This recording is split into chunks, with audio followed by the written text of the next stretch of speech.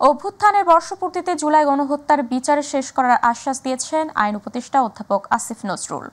সোমবার নারায়ণগঞ্জের হাজীগঞ্জে জুলাই অভ্যুত্থানে জেলার শহীদ ৫৬ জনের স্মরণে স্মৃতিস্তম্ভ উদ্বোধনে গিয়ে তিনি এই কথা বলেন। আইন উপদেষ্টা বলেন, বিচার দ্রুত গতিতে এগিয়ে চলেছে। ৫ই আগস্টের আগে জুলাই ২৪ ঘিরে সব মামলার চার্জশিট জমা দেওয়ার চেষ্টা চলছে। আর অন্তর্বর্তী সরকারের আমলেই জুলাই গণহত্যার বিচার কার্যক্রম শেষ করা হবে। এ সময় জুলাইয়ের মতো সবাইকে ঐক্যবদ্ধ একটি পরিবারের মতো থাকার আহ্বান জানিয়ে অধ্যাপক আসিফ নজরুল বলেন, স্থানীয়ভাবে অনেক হত্যাকাণ্ড ও চাঁদাবাজি হচ্ছে। জুলাইয়ের মতো ঐক্যবদ্ধ থাকলে অবশ্যই চাঁদাবাজদের প্রতিরোধ করা সম্ভব।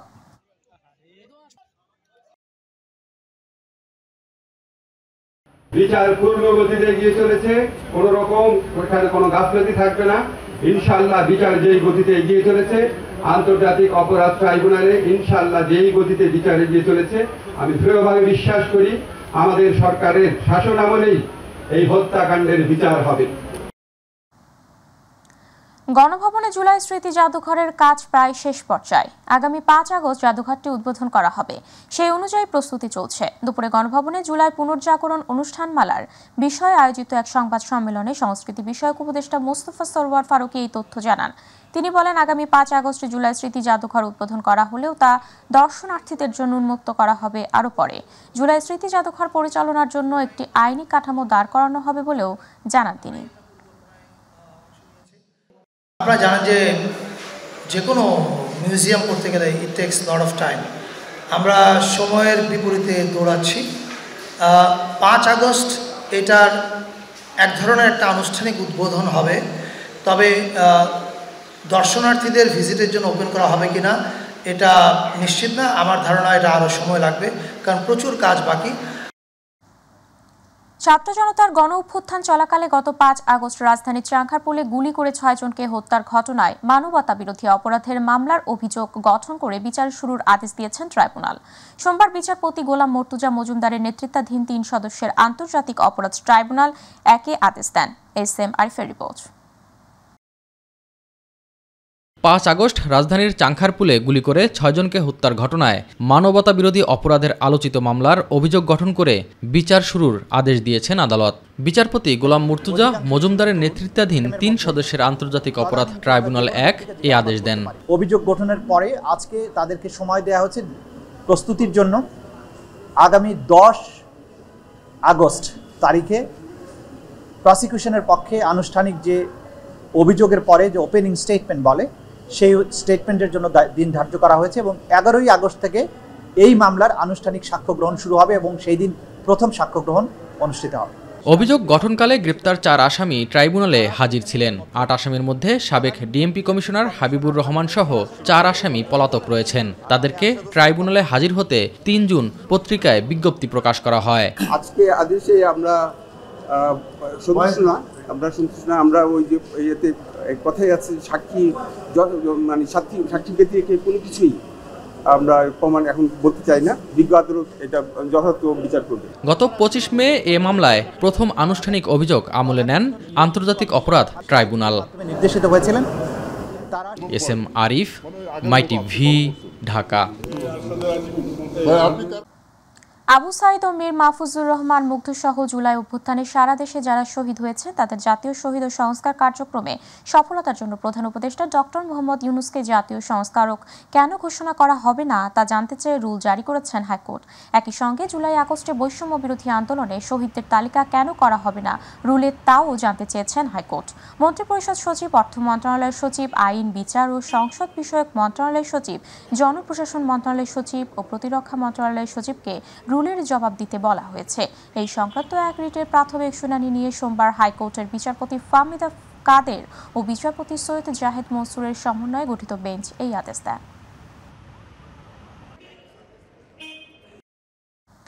পুলিশের সাবেক মহাপরিদর্শক বেনজির আহমেদের নামে মার্কিন যুক্তরাষ্ট্রের নিউ ইয়র্কে 2টি স্থাবর সম্পদ ক্রোক ও দেশটির স্ট্যান্ডার্ড চার্টার্ড ব্যাংকের 2 অ্যাকাউন্ট এবং মালয়েশিয়ার সিআইএমবি ইসলামিক ব্যাংকের 2 অ্যাকাউন্ট ফ্রিজের আদেশ দিয়েছেন আদালত। নিউ ইয়র্কের লেক অ্যাভিনিউ ও লেক স্ট্রিটে থাকা এসব স্থাবর সম্পত্তির মূল্য $2,15,000 করে। সোমবার দুদকের আবেদনের পরিপ্রেক্ষিতে ঢাকার মেট্রোপলিটন সিনিয়র স্পেশাল জজ মোহাম্মদ জাকির হোসেন গালিব এই আদেশ দেন। এদিন দুদকের উপপরিচালক মোহাম্মদ হাফিজুল ইসলাম এসব সম্পদ ক্রোক ও ফ্রিজ চেয়ে আবেদন করেন।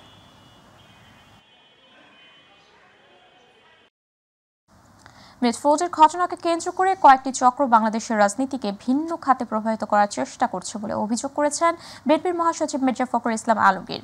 বিকেলে রাজধানীর নয়াপল্টনে ছাত্রদলের বিক্ষোভ সমাবেশে এই কথা বলেন তিনি। মির্জা ফখরুল বলেন, লন্ডনে বৈঠকের পর 2026 সালের ফেব্রুয়ারিতে জাতীয় নির্বাচন আয়োজনের ঘোষণার পর অনেকের মাথা বিগড়ে গেছে, তাই ভোট ঠেকাতে চক্রান্তকারীরা দেশকে আবার অস্থিতিশীল করার চেষ্টা করছে। নেতাকর্মীদের উদ্দেশ্যে তিনি আহ্বান জানিয়ে বলেন, কারো পাতা ফাঁদে পা দেবেন না। তারেক রহমানের বিরুদ্ধে যারা অপপ্রচার চালাচ্ছে তারা গণতন্ত্রের শত্রু। যেই সিদ্ধান্ত হয়েছে সেই সময় নির্বাচন হতে হবে। আগামী দিনে দেশের গণতন্ত্র হবে, আন্দোলন সংগ্রাম করবে, সে প্রত্যাশায় আজকের মতো সকলের প্রিয় নেতা তারেক রহমান। এই ঘটনার সঙ্গে বাস্তবের এবং সত্যিকারের বিএনপির কোনো সম্পর্ক নাই। আমার কাছে একটা ছবি আছে, আমি দেখাতে পারবো না এই মুহূর্তে। যিনি ধরা পড়েছে মাহির নাকি মিহির একটা ছেলে, এই ছেলের সঙ্গে এনসিপি নেতৃবৃন্দের ছবি আছে।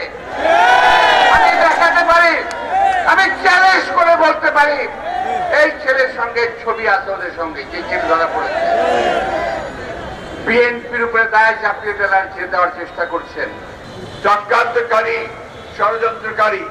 তারা আমাদের বাংলাদেশকে আবার অস্থিতিশীল করার চেষ্টা করছে। তারা চেষ্টা করছে বাংলাদেশে যেন নির্বাচন না হয়। তারা চেষ্টা করছে মানুষের ভোটাধিকার যেন প্রয়োগ করতে না পারে। তারা চেষ্টা করছে বাংলাদেশ যেন নতুন করে নতুন সূর্যের দিকে তাকিয়ে নতুন করে জেগে উঠতে না পারে। বন্ধুগণ, সোহাগ হত্যাকাণ্ডকে কেন্দ্র করে রাজনৈতিক স্বার্থ সিদ্ধ করার জন্য আগামী নির্বাচনকে বিলম্বিত করার ষড়যন্ত্র হচ্ছে কিনা এ নিয়ে সংশয় রয়েছে বলে মন্তব্য করেছেন মির্জা ফখরুল ইসলাম আলমগীর। তিনি বলেন, গ্রেপ্তারকৃতদের জিজ্ঞাসাবাদে রাজনৈতিক কোনো পরিচয় পাওয়া না গেলেও একটি রাজনৈতিক দল যে আচরণ করছে ফ্যাসিবাদের যুগে ফিরিয়ে নিচ্ছে কিনা সেদিকে দৃষ্টি দিতে হবে। গুলশানের সংবাদ সম্মেলনে তিনি এসব কথা বলেন। ইউসুফ আলী রিপোর্ট। পুরান ঢাকার মিটফোর্ডে সোহাগ হত্যাকাণ্ডের ঘটনা সম্পর্কে বিস্তারিত জানাতে খালেদা জিয়ার গুলশানের রাজনৈতিক কার্যালয়ে সংবাদ সম্মেলনের আয়োজন করে বিএনপি। সম্প্রতি মিটফোর্ডে একটি ঘটনাকে কেন্দ্র করে একটা দলের মহাসচিব মির্জা ফখরুল ইসলাম আলমগীর বলেন, কুমিল্লায় ইমাম হত্যা, মুরাদনগরে 3 জনকে পিটিয়ে হত্যা, খুলনায় যুবদল নেতা মাহবুব মোল্লাকে রকেটে হত্যা ও মিটফোর্ডে সোহাগ হত্যাকাণ্ড নিয়ে পরিকল্পিতভাবে দেশে অস্থিতিশীল পরিস্থিতি সৃষ্টি করা হচ্ছে। এই হত্যাকাণ্ডের ঘটনা কোনো রাজনৈতিক স্বার্থসিদ্ধির জন্য ব্যবহার হচ্ছে কিনা এবং এর মাধ্যমে আসন্ন জাতীয় নির্বাচনের পরিবেশকে বিঘ্নিত করার জন্য বিশেষ কোনো মহলের প্ররোচনায় এই ধরনের ঘটনাকে অজুহাত হিসেবে ব্যবহার করা হচ্ছে কিনা এ নিয়ে সন্দেহ করবার যথেষ্ট অবকাশ রয়েছে। তিনি বলেন, সুস্থ ধারা রাজনীতির প্রতিষ্ঠার বিপরীতে পরিকল্পিত অপপ্রচার ও অশ্লীল স্লোগানের মাধ্যমে ফ্যাসিস্ট আওয়ামী লীগের কণ্ঠস্বরের প্রতিধ্বনি শোনা যাচ্ছে। পুলিশের বক্তব্য থেকে জানা যায়, গ্রেপ্তারকৃতদের জিজ্ঞাসাবাদে এই ঘটনার সাথে সংশ্লিষ্টদের রাজনৈতিক পরিচয় সম্পর্কে কোনো তথ্য উদ্ঘাটিত হয়নি।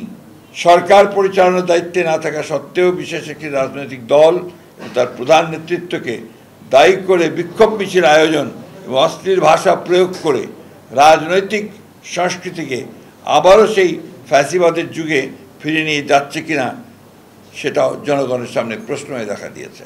সোহাগ হত্যার মূল রহস্য উদ্ঘাটন করতে দলের পক্ষ থেকে তদন্ত কমিটি গঠন করা হয়েছে বলেও দাবি করেন বিএনপির মহাসচিব মির্জা ফখরুল ইসলাম আলমগীর। এই হত্যাকাণ্ডে সংশ্লিষ্ট তা প্রমাণিত না হওয়ার পরেও যাদের নাম এসেছে তাদের মধ্যে বিএনপির সঙ্গে জড়িত যে 2-1 নাম এসছে তাদেরকে দলীয় শৃঙ্খলা আলোকে আজীবন বহিষ্কারের মতো সর্বোচ্চ সাংগঠনিক ব্যবস্থা গ্রহণ করা হয়েছে। ইউসুফ আলী, মাই টিভি, ঢাকা। বিএনপি মহাসচিব মির্জা ফখরুল ইসলাম আলমগীর বলেছেন, মুক্তিযুদ্ধকে সুপরিকল্পিতভাবে অস্বীকার করার প্রবণতা দেখা যাচ্ছে। মুক্তিযুদ্ধের প্রশ্নে আমাদেরও কোনো আপোষ নেই। সোমবার রাজধানীর ইঞ্জিনিয়ারিং ইনস্টিটিউটে গণফোরাম সভাপতি বীর মুক্তিযোদ্ধা মরহুম মোস্তফা মোহসেন মন্টুর স্মরণ সভায় তিনি এই কথা বলেন। তিনি বলেন, যতগুলো কমিশন হচ্ছে সবগুলোতেই বিএনপি প্রতিনিধি পাঠাচ্ছে নিয়মিতভাবে, কিন্তু একটা মহল বলছে বিএনপি নাকি সংস্কারের বিপক্ষে। কিন্তু বিএনপি দ্ব্যর্থহীনভাবে বলতে চাই, জাতীয় ঐক্য অটুট রেখেই ফেব্রুয়ারির মধ্যে নির্বাচন হওয়ার সম্ভাবনা আছে। এই সময় বিভিন্ন রাজনৈতিক দলের নেতারাও বক্তব্য রাখেন।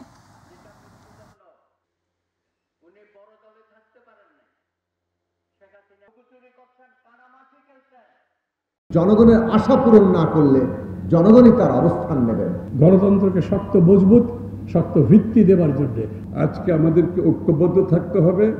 যারা নির্বাচনকে বাধাগ্রস্ত করতে চাচ্ছে বিভিন্নভাবে বন্দোবস্তের নামে, আরে বন্দোবস্ত তো বাংলাদেশের জনগণ সিদ্ধান্ত নেবে।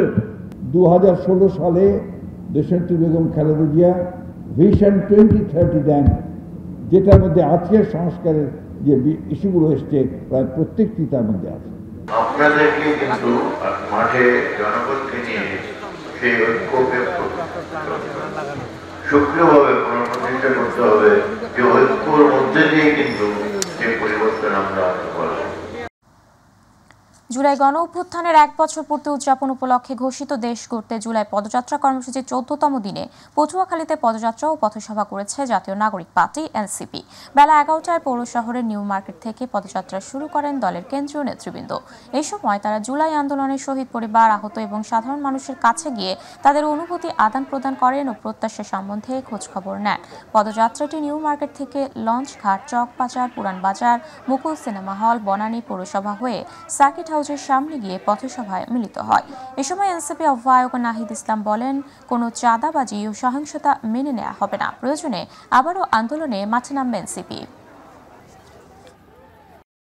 বিএনপি এখন চাঁদাবাজদের দল তৈরি হয়েছে, সন্ত্রাসদের দল তৈরি হয়েছে, মুজিববাদের নতুন পাহারাদার হিসেবে আবির্ভূত হয়েছে। ফলে চাঁদাবাজ এবং মুজিববাদের নতুন পাহারাদার এসেছে। সেই পাহারাদারকেও আপনাদেরকে প্রতিহত করতে হবে, তাদের বিরুদ্ধে সংগ্রাম করতে হবে। নারী আসন এবং উচ্চকক্ষ নিয়ে আলোচনায় এক জায়গায় আসতে পারছে না রাজনৈতিক দলগুলো। এই অবস্থায় আগামী দিনেও এই দুই বিষয়ে আলোচনা চলবে বলে জানিয়েছেন জাতীয় ঐকমত্য কমিশনের সহসভাপতি অধ্যাপক আলী রিয়াজ। সোমবার রাজধানীর ফরেন সার্ভিস একাডেমির দোয়েল হলে রাজনৈতিক দলগুলোর সঙ্গে দ্বিতীয় পর্যায়ের 13তম দিনের আলোচনা শেষে গণমাধ্যম কর্মীদের সঙ্গে আলাপকালে এই তথ্য জানান তিনি। অধ্যাপক রিয়াজ বলেন, নারী আসন ও উচ্চকক্ষ গঠন বিষয়ে আজও আলোচনা হয়েছে, তবে পদ্ধতিগত জায়গায় এখনও আমরা এক জায়গায় আসতে পারিনি। গত কয়েকদিনের আলোচনার পরিপ্রেক্ষিতে বিকল্প প্রস্তাব আজ আনা হয় নারী আসনের বিষয়ে। যারা 25 আসনের বেশি আসনে ভোট করবে তারা ন্যূনতম 1/3 আসনে নারী মনোনয়ন দেবে। বিষয়টি নিয়ে মঙ্গলবারও আলোচনা হবে। আমাদের ইতিহাসের পাতায় স্বর্ণাক্ষরে লেখা থাকবে এবং তাদের গৌরবোজ্জ্বল ভূমিকার কারণে আন্দোলন যেভাবে বেগবান হয়েছিল সে কথা স্মরণ করে তাদের যে ভূমিকা, সেই ভূমিকাকে যেন আমরা প্রাতিষ্ঠানিক রূপ দিতে পারি বাংলাদেশের রাষ্ট্র পুনর্গঠনের ক্ষেত্রে। সেজন্যই আমরা মনে করি যে প্রাতিষ্ঠানিকভাবে, সাংবিধানিকভাবে সমতার মর্যাদায় নারীকে অধিষ্ঠিত করবার জন্য আমাদের ব্যবস্থা গ্রহণ করা দরকার।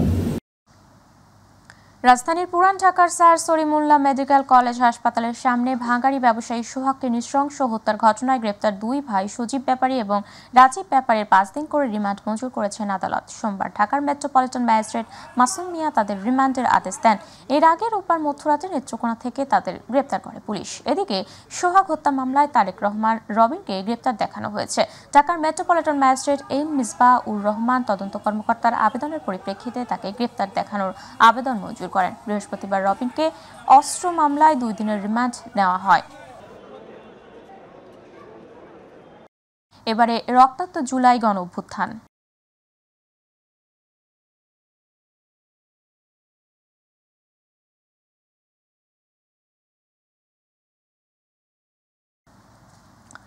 মুক্তিযোদ্ধাদের নাতিপুতিরা চাকরি না পেলে কি রাজাকারের নাতিপুতিরা চাকরি পাবে? শেখ হাসিনার এই এক কথায় আওয়ামী লীগ সরকারের পতনের কফিনে যেন শেষ পেরেক ঠুকে দেয়।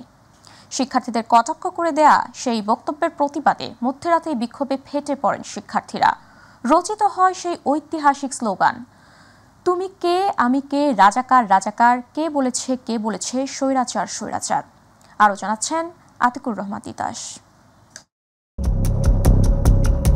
গত বছরের 14 জুলাই গণভবনে আয়োজিত সংবাদ সম্মেলনে শিক্ষার্থীদের কটাক্ষ করে তৎকালীন প্রধানমন্ত্রী শেখ হাসিনা বলেন, মুক্তিযোদ্ধাদের নাতিপুতিরা না পেলে কি রাজাকারের নাতিপুতিরা চাকরি পাবে? নাতিপুতিরা সবকিছু পাবে, মুক্তিযোদ্ধারা পাবে। আর এই এক বাক্যে ফুঁসে ওঠে বাংলাদেশ। স্বাধীন বাংলায় নিজেদের ন্যায্য অধিকার চাইতে গেলেই স্বাধীনতা বিরোধী তকমা পাওয়া এ জাতির জন্য নতুন কিছু না হলেও 24-এর লড়াইয়ে রাজাকার উপাধিকে মেনে নেননি তারা।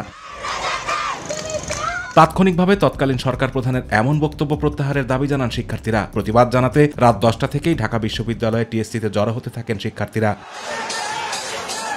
এক পর্যায়ে মধ্যরাতে ঢাবির হল থেকে মিছিল নিয়ে রাজপথে নামেন হাজার হাজার শিক্ষার্থী। এ সময় হলের গেটে বাধা দেয় ছাত্রলীগ, কিন্তু তা রুখতে পারেনি শিক্ষার্থীদের স্রোত। হলের গেট ভেঙে কেউ বা তালা ভেঙে বেরিয়ে আসেন দলে দলে। হলের তালা ভেঙে সেই মিছিলে যোগ দেন ঢাবির সবগুলো হলের মেয়েরা। এর আগে বেলা 12টায় ঢাকা বিশ্ববিদ্যালয়ের কেন্দ্রীয় গ্রন্থাগার থেকে বিক্ষোভ মিছিল নিয়ে পদযাত্রা শুরু করে শিক্ষার্থীরা। এ সময় শাহবাগ, মৎস্য ভবন হয়ে হাইকোর্ট এবং 0 পয়েন্ট পর্যন্ত ছড়িয়ে যায় শিক্ষার্থীদের অবস্থান। বেলা 1:30টায় 0 পয়েন্টে যান চলাচল বন্ধ হয়ে যায়। বারবার বাধার মুখে পড়লেও শিক্ষার্থীদের গণপদযাত্রা এগোতে থাকে বঙ্গভবনের দিকে। এক পর্যায়ে পুলিশের ব্যারিকেড ভেঙে এগিয়ে যান তারা। এরপর সব গ্রেডে কোটার যৌক্তিক সংস্কারের দাবিতে রাষ্ট্রপতি বরাবর স্মারকলিপি দেন শিক্ষার্থীদের 12 সদস্যের প্রতিনিধি দল। দাবি মানতে দেয়া হয় 24 ঘন্টার আলটিমেটাম। একই দাবিতে 17 জেলায় পদযাত্রা ও বিক্ষোভ করে শিক্ষার্থীরা। কোটা পুনর্বহালের নির্দেশ দিয়ে হাইকোর্টের পূর্ণাঙ্গ রায়ও প্রকাশ হয় 14 জুলাই। আতিকুর রহমান তিতাস, মাই টিভি। জুলাই গণ অভ্যুত্থান তথা জুলাই পুনর্জাগরণ উপলক্ষে কেন্দ্রীয় শহীদ মিনারের সন্ধ্যায় উইমেন্স ডে চলচ্চিত্র প্রদর্শনী, শহীদ পরিবার ও জুলাই যোদ্ধাদের স্মৃতিচারণ, জুলাইয়ের গান ও ড্রোন শো এর আয়োজন করা হয়। সংস্কৃতি বিষয়ক মন্ত্রণালয় এবং বাংলাদেশ শিল্পকলা একাডেমির আয়োজনে মাসব্যাপী অনুষ্ঠানের অংশ হিসেবে জুলাই স্মৃতিচারণ এবং কথা বলেন শহীদদের স্বজনরা। জাতীয় সঙ্গীত পরিবেশন এবং সম্মিলিত কণ্ঠে জাতীয় সঙ্গীত পরিবেশনে অংশগ্রহণ করে বাংলাদেশ শিল্পকলা একাডেমি, ঢাকা বিশ্ববিদ্যালয়ের সঙ্গীত বিভাগের শিল্পীরা। অনুষ্ঠানের মূল আকর্ষণ ছিল মিউজিক্যাল ড্রোন শো, যা যৌথভাবে আয়োজন করে বাংলাদেশ এবং চীন সরকার। 2000 ড্রোনের মাধ্যমে উপস্থাপন করা হয় জুলাই গণ অভ্যুত্থানের ঐতিহাসিক মুহূর্তসমূহ।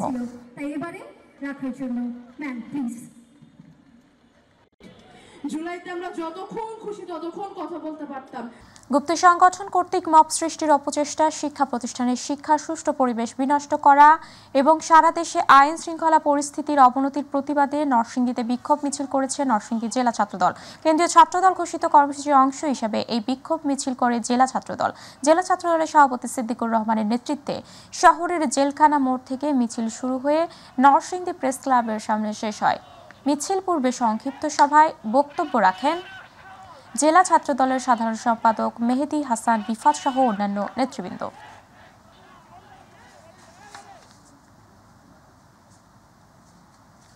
দেশে চাঁদাবাজি ও সন্ত্রাসের বিস্তার বেড়ে গেছে উল্লেখ করে জাতীয় নাগরিক পার্টির আহ্বায়ক নাহিদ ইসলাম জানান, অনিয়ম ও দুর্নীতির বিরুদ্ধে সবাইকে সঙ্গে নিয়ে প্রতিরোধ গড়ে তোলা হবে। বরগুনা পৌর মার্কেট প্রাঙ্গণে এনসিপির জুলাই পদযাত্রা কর্মসূচি থেকে এই কথা জানান তিনি। দেশ গড়তে পদযাত্রা শিরোনামে আয়োজিত এই কর্মসূচিতে বরগুনার সাধারণ মানুষ ও ছাত্র জনতার অংশগ্রহণ ছিল চোখে পড়ার মতো। পদযাত্রায় উপস্থিত ছিলেন এনসিপির কেন্দ্রীয় মুখ্য সমন্বয়ক সার্জিস আলম, দক্ষিণ অঞ্চলের মুখ্য সমন্বয়ক হাসনাত আবদুল্লাহ সহ কেন্দ্রীয় নেতাকর্মীরা।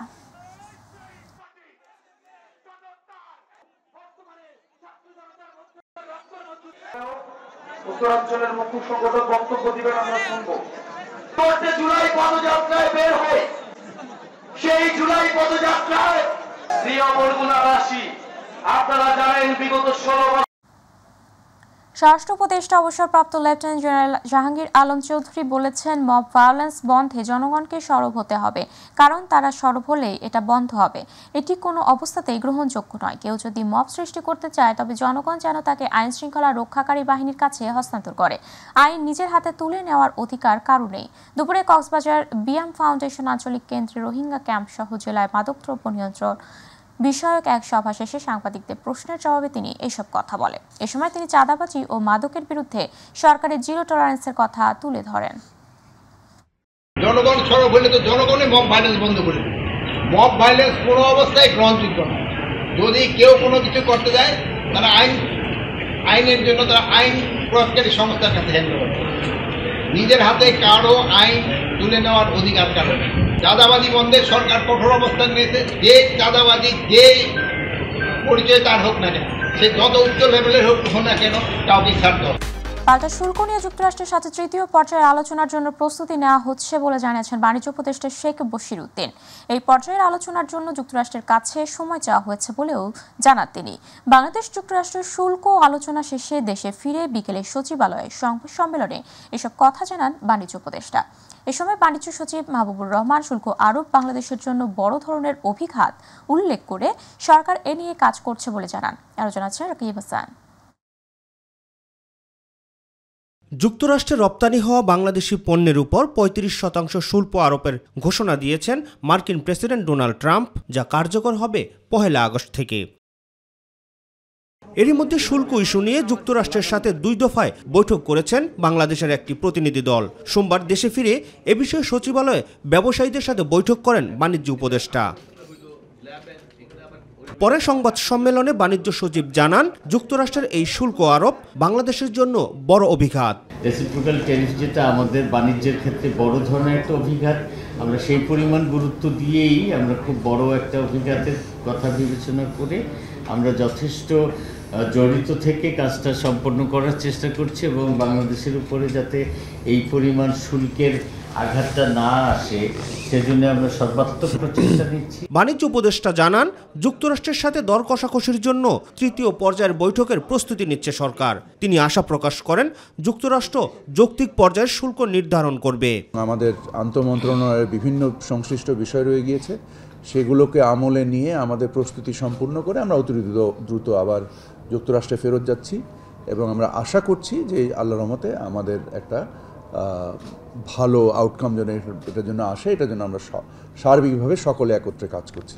সংবাদ সম্মেলনে উপস্থিত ব্যবসায়ী নেতারা সরকারের পদক্ষেপে সন্তুষ্টি প্রকাশ করেন। সর্বোচ্চ প্রায়োরিটি দিয়ে ওনারা এটা নেগোসিয়েশন করছেন এবং সকল বিষয়ই আলোচনা হয়েছে, এতটুকু আমি বলতে পারি এবং আমরা স্যাটিসফাইড। ওনাদের যে আলোচনা যেভাবে করেছেন বা করছেন, এতে আমরা স্যাটিসফাইড। রাকিব হাসান, মাই টিভি, ঢাকা। এবারে প্রবাস সংবাদ।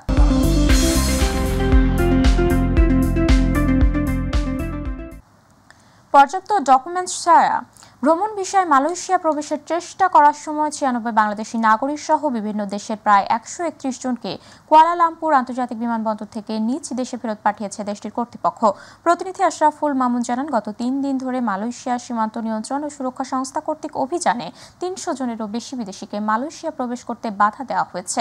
আজ এক বিবৃতিতে একেপিএস জানিয়েছে, এই ১৩১ জনের মধ্যে ৯৬ জন বাংলাদেশি পুরুষ, ৩০ জন পাকিস্তানি পুরুষ এবং ৫ জন ইন্দোনেশিয়ান পুরুষ ও নারী মালয়েশিয়ায় প্রবেশের জন্য প্রয়োজনীয় বৈধ নথিপত্র নির্ধারিত শর্তাবলী পূরণ করতে ব্যর্থ হয়েছে। ইপিএস কমিউনিটি ইন ফ্রান্স আয়োজিত শিশুতোষ মেধা অন্বেষণ এবং সাংস্কৃতিক সন্ধ্যা সম্পন্ন হয়েছে। রবিবার ফ্রান্সের রাজধানী প্যারিসের উপকণ্ঠ লাকোরানোভ ভিডি কমিউনিটি হলে এই শিশুতোষ অনুষ্ঠান সম্পন্ন হয়। ফ্রান্সে বেড়ে ওঠা বাঙালি নতুন প্রজন্মের শিশুদের পদচারণায় মুখরিত অনুষ্ঠানটি সভাপতিত্ব করেন ইপিএস কমিউনিটি ইন ফ্রান্সের প্রতিষ্ঠাতা এলান খান চৌধুরী, সংগঠনের সাধারণ সম্পাদক চৌধুরী মারুফ অমিত এবং সাংগঠনিক সম্পাদকের তত্ত্বাবধানে অনুষ্ঠানটি যৌথ সঞ্চালনা করেন সংগঠনের সদস্য জুয়েল ডি লেনিন, আবু বকর আল আমিন এবং তপন দাস। সঙ্গীত, নৃত্য এবং আবৃত্তি বিভাগে 2 গ্রুপে 43 জন প্রতিযোগী অংশগ্রহণ করেন। পাশাপাশি অনেকে বিশেষ মেধা প্রদর্শনে যন্ত্র সঙ্গীত প্রদর্শন করেন। অনুষ্ঠানে বিচারকের দায়িত্ব পালন করেন সঙ্গীত বিভাগে কণ্ঠশিল্পী সুমা দাস এবং গৌতম বিশ্বাস। নৃত্য বিভাগে বিভারকের দায়িত্ব পালন করেন নৃত্য শিল্পী জি এম শরীফুল ইসলাম এবং কামরুল ইসলাম। আবৃত্তি বিভাগে বিচারকের দায়িত্ব পালন করেন কবি এবং আবৃত্তিকার আবু বকর মোহাম্মদ আল আমিন এবং আবৃত্তি শিল্পী শামীম জাহান। বাংলাদেশের ক্রীড়াঙ্গনে রচিত হলো এক নতুন অধ্যায়। মালয়েশিয়ায় অনুষ্ঠিত লা লিগা ইয়ুথ টুর্নামেন্ট 2025 স্পেন পাকিস্তানকে হারিয়ে অপরাজিত ফাইনালিস্ট হয়ে শক্তিশালী মালয়েশিয়ার দলের সাথে ফাইনাল ম্যাচে অংশগ্রহণ করে বাংলাদেশ। প্রতিনিধি আশরাফুল মামুন টান উত্তেজনাপূর্ণ ম্যাচটিতে খেলার 35 মিনিটে বাংলাদেশের বিপক্ষে গোল দিয়ে চ্যাম্পিয়ন হয় মালয়েশিয়া এবং লা লিগা টুর্নামেন্ট প্রথমবারের মতো অংশগ্রহণ করে রানার্স আপ হওয়ার গৌরব অর্জন করে বাংলাদেশের অনূর্ধ্ব 16 ফুটবল দল। লা লিগা ইয়ুথ টুর্নামেন্টে এই প্রথমবার বাংলাদেশ থেকে অংশগ্রহণ করে মালয়েশিয়ার কুয়ালালামপুরে ইউপিএম স্টেডিয়ামে অনূর্ধ্ব 16 প্রতিযোগী অংশগ্রহণকারী দেশ স্পেন, ভারত, পাকিস্তান ও মালয়েশিয়াকে পিছনে ফেলে প্রথমবারে লা লিগা আয়োজনে অংশগ্রহণ করে রানার্স আপ হয়ে ইতিহাস সৃষ্টি করে। আমরা সুযোগ পেয়েছি মালয়েশিয়া লা লিগা ইয়ুথ টুর্নামেন্টে 2025 অংশগ্রহণ করার জন্য।